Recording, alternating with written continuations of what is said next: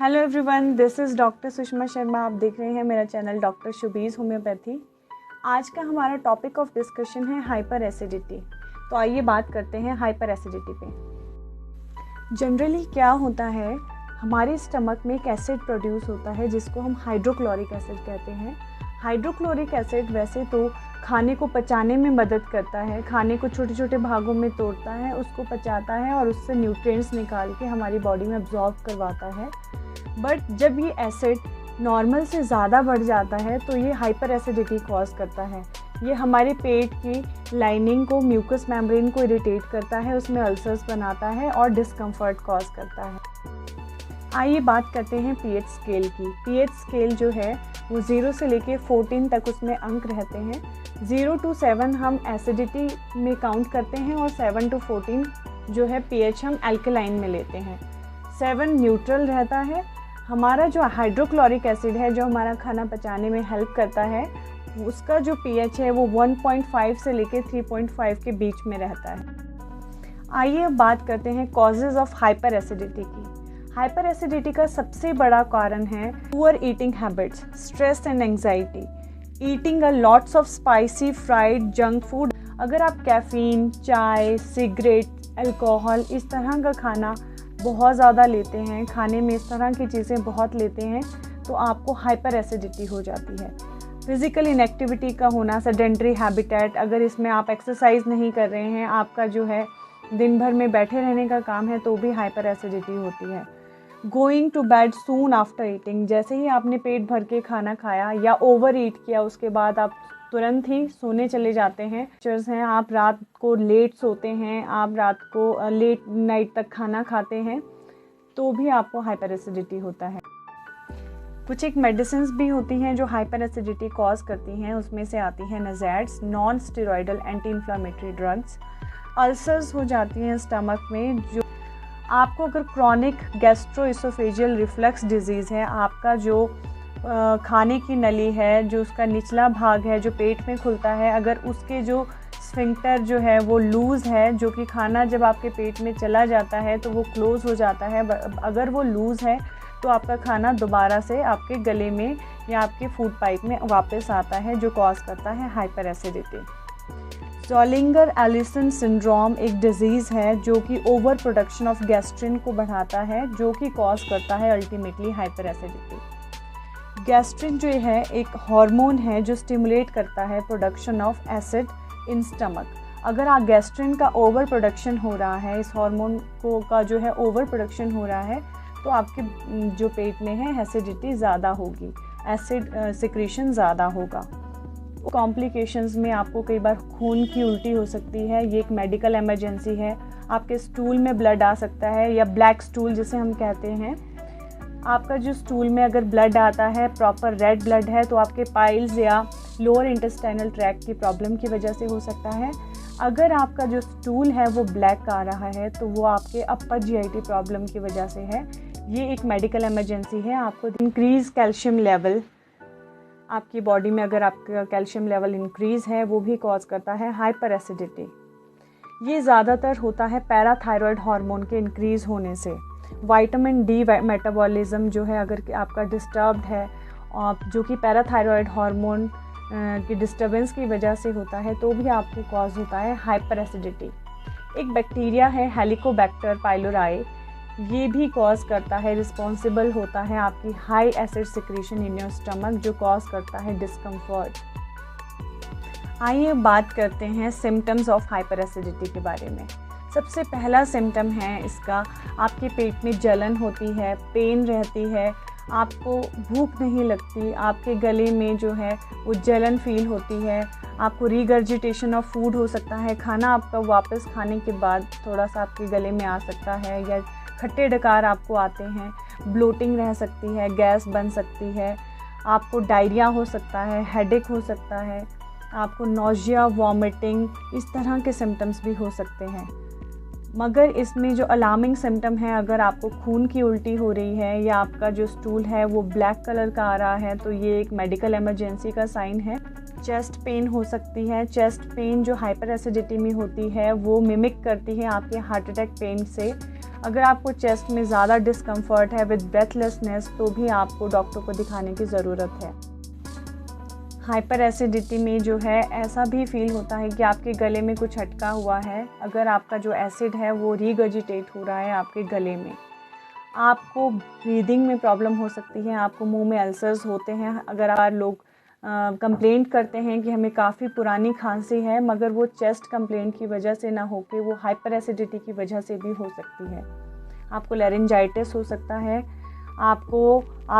अगर आप already asthmatic हैं, आपके एस्थमेटिक कंप्लेंट्स जो हैं इंक्रीज़ हो जाती हैं हाइपर एसिडिटी की वजह से, क्योंकि इसमें अगर आपको ब्लोटिंग हो रही है तो वो आपके लंग्स को, आपके डायफ्राम को ज़्यादा प्रेस करते हैं और आपके एस्थमेटिक सिम्टम्स को बढ़ा देते हैं। आप हाइपर एसिडिटी के लिए कोई एंटासिड ले रहे हैं तो भी लॉन्ग ड्यूरेशन में लेके इसके ये साइड इफ़ेक्ट हैं कि ये विटामिन B12 की डिप्लीशन करता है, आपकी बॉडी में मेजर न्यूट्रिएंट्स के एब्जॉर्प्शन को रोकता है, और एंटासिड खुद जो है हाइपर एसिडिटी कॉज करता है प्रोलॉन्ग टर्म में। इसमें प्रोटॉन पंप इनहिबिटर्स होते हैं, जो एंटासिड्स होते हैं उसमें प्रोटॉन पंप इनहिबिटर्स होते हैं जो आपके स्टमक में एसिड को रिड्यूस करते हैं, साथ ही में आपके जो विटामिन B12 है उसकी डिप्लीशन करते हैं, जो कि फर्दर आपके नर्वस सिस्टम को अफेक्ट करता है। B12 जो है वो आपके नर्वस सिस्टम के लिए रिस्पॉन्सिबल होता है, आपकी नर्व्स को स्ट्रॉन्ग बनाने में हेल्प करता है। बट अगर आपका B12 की कमी आ रही है तो आपको नर्वस प्रॉब्लम स्टार्ट हो सकती हैं, जिसमें आपको थकान रह सकती है, आपकी ब्रीदिंग में प्रॉब्लम हो सकती है, शॉर्टनेस ऑफ ब्रेथ हो सकता है। आप प्रोलॉन्ग एसिडिटी के लिए दवाई ले रहे हैं तो ये कॉज करता है B12 depletion. Aluminium based antacid use कर रहे हैं तो आपकी बॉडी में कैल्शियम और फास्फोरस को ख़त्म करता है और आपकी हड्डियों को कमज़ोर बनाता है। काफ़ी लंबी ड्यूरेशन से एंटासिड्स यूज़ कर रहे हैं तो आपकी बॉडी में इलेक्ट्रोलाइट बैलेंस को भी ख़राब करता है। आइए अब बात करते हैं कुछ एक होम रेमेडीज़ की जो हाइपर एसिडिटी में मदद करती हैं और हाइपर एसिडिटी को ठीक होने में मदद करता है। पहला जो होम रेमेडी है वो है ओट मील। ओट मील जो है हाई फाइब्रस फूड है। सबसे पहले ये आपको जो है फुल स्टमक फुल फील करवाता है, आप ओवर ईट नहीं करते जिसकी वजह से हाइपर एसिडिटी होता है। सेकंड, ये बहुत सारा एसिड अगर आपके स्टमक में रिलीज़ हो रहा है तो वो उसको एब्जॉर्ब करता है और एसिडिटी में मदद करता है। दूसरा जो फूड है वो है बनाना। जो राइप बनाना है अगर वो आप खाते हैं तो आपके जो म्यूकस लाइनिंग है उसमें एक कोटिंग प्रोवाइड करता है बनाना, जो कि एसिडिटी की इरिटेशन से मदद करता है। बनाना या केला जो है एक अल्कलाइन फूड है जिसमें पैक्टिन होता है जो कि एक सॉल्युबल फाइबर है। सॉल्युबल फाइबर हेल्प करता है आपके डाइजेस्टिव सिस्टम को सही करने में, और ये अल्कलाइन फूड है इसलिए ये आपके एसिड को बैलेंस न्यूट्रलाइज करने में भी मदद करता है। और आप जो दूसरा फूड आप ले सकते हैं वो है ग्रीन सैलेड, योगर्ट आप ले सकते हैं। आप इस तरह का खाना अवॉइड कर सकते हैं जिसमें बहुत ज़्यादा फ़ैट होता है, जो फ्राइड फूड है, तला हुआ खाना है या मैदे वाला खाना है। इस तरह का खाना आप अवॉइड करें जो एसिडिटी को बढ़ाते हैं आता है। इसलिए जितनी देर तक आपके पेट में एसिड रहेगा, एसिड रिलीज़ होता रहेगा, उतना ही आपकी जो स्टमक लाइनिंग है वो अफेक्ट होगी, उसमें अल्सर्स होने के चांसेस होंगे। नॉर्मल जो टी होती है वो आपके हाइपर एसिडिटी को बढ़ा देती है, बट एक टी है जिंजर टी जो कि एक अल्कलाइन टी कहलाती है। ये आपके एसिडिटी को सही करने में मदद करती है। जिंजर टी जो है वो नॉजिया और वॉमिटिंग में भी मदद करता है। ये एंटी एमेटिक रेमेडी भी है और ये अल्कलाइन टी होने के साथ ये आपके एसिडिटी में भी मदद करती है। कुछ एक और तरह के फूड हैं जैसे स्वीट पोटैटो है। स्वीट पोटैटो भी जो है वो आपके जो है एसिडिटी में मदद करता है। आप जो है ओवर ईटिंग करना अवॉइड करें, इस तरह का खाना खाएं जो कि आपको कम खा के भी आपको फुलनेस ऑफ स्टमक प्रोवाइड करता है। आइए अब बात करते हैं ऐसे फूड की जिसको आपको अवॉइड करना चाहिए अगर आप हाइपर एसिडिटी से ग्रसित हैं। सबसे पहला जो है वो है फ्राइड फैटी फूड। जो है आपको सिट्रस फ्रूट जैसे खासकर ऑरेंज और लेमन आपको अवॉइड करना है। आप ग्रेप्स, ब्लूबेरीज़ ये सब चीज़ें खा सकते हैं। इसमें एसिड कंटेंट जो है वो बहुत ही कम होता है, बट आप दूसरे सिट्रस फ्रूट जैसे अचार है, जैसे लेमन है, नींबू है या फिर संतरा है, इस तरह का फ्रूट आप अवॉइड करें। आप टोमेटोज़ अवॉइड करें, टोमेटोज़ भी हाईली एसिडिक फूड है। अगर आप ये हाइपर एसिडिटी में खाते हैं तो आपका एसिडिटी बढ़ जाती है। आप चॉकलेट अगर ले रहे हैं, आप डार्क चॉकलेट अगर खा रहे हैं, कैफ़ीन अगर आप ले रहे हैं तो भी आपको हाइपर एसिडिटी होता है। अल्कोहल, स्मोकिंग, कैल्शियम सप्लीमेंट्स ले रहे हैं तो भी आपको हाइपर एसिडिटी हो सकता है।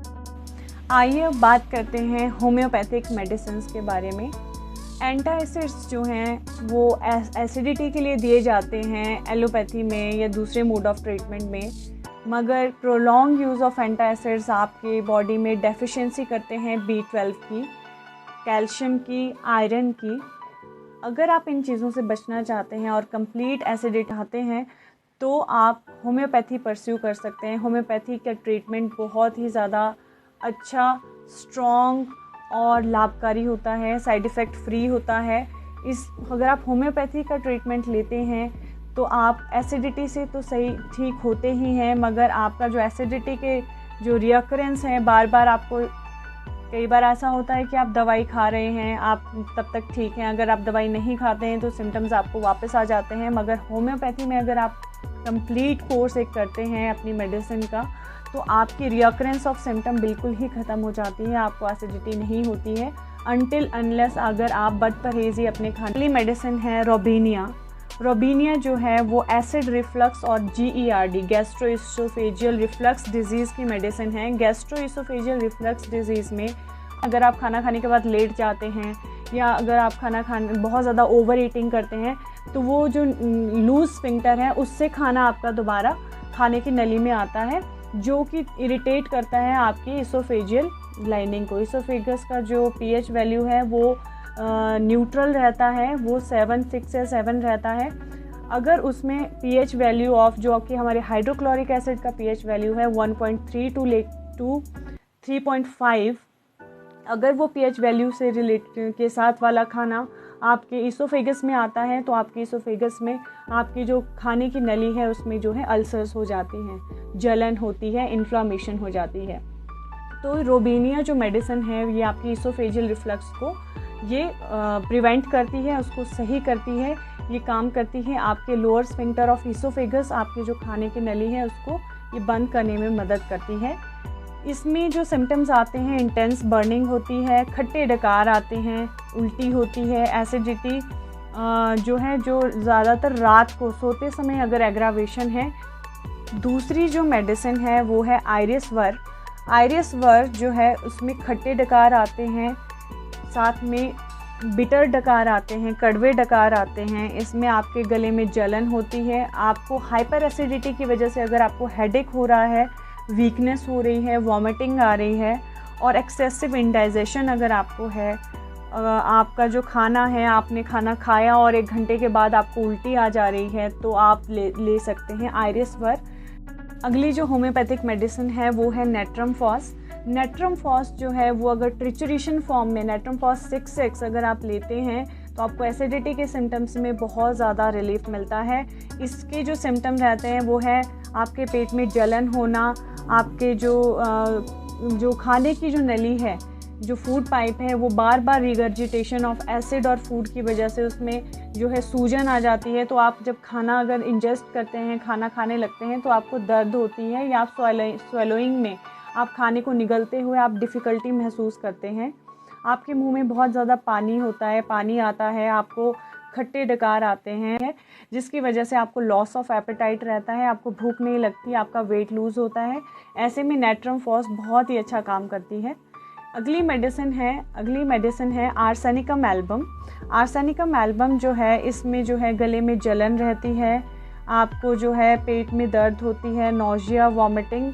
आर्सेनिकम एल्बम में जो है पेट में जल, आपकी जो खाने की नली है उसकी सूजन के लिए ये मेडिसिन भी बहुत ही ज़्यादा उपयोगी है।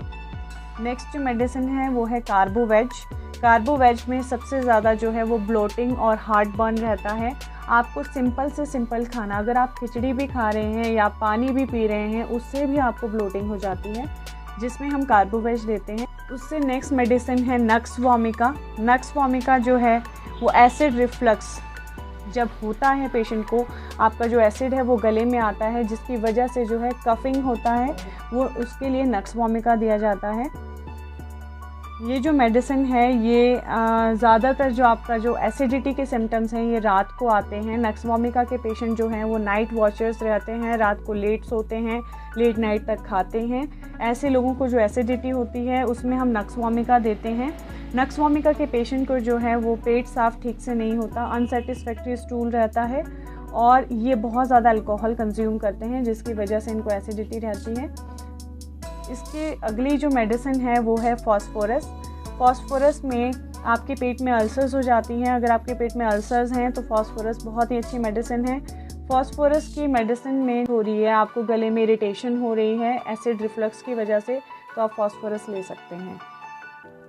इससे जो नेक्स्ट मेडिसिन है वो है पल्सिटिला नाइग्रिकन। पल्सिटिला नाइग्रिकन देते हैं जिनका जो एसिडिटी के सिम्टम हैं वो फैटी चीज़ों से बढ़ जाती हैं। अगर कोई पेस्ट्री खा रहा है, आइसक्रीम खा रहा है, कोई फैटी फूड खा रहा है, तली हुई चीज़ खा रहा है जिसकी वजह से उसको एसिडिटी के सिम्टम्स आ रहे हैं, जिसमें ज़्यादातर डायरिया और वॉमिटिंग के सिम्टम रहते हैं, ब्लोटिंग होती है पेट में, तो ऐसे में हम पल्सिटिला नाइग्रिकन दे सकते हैं।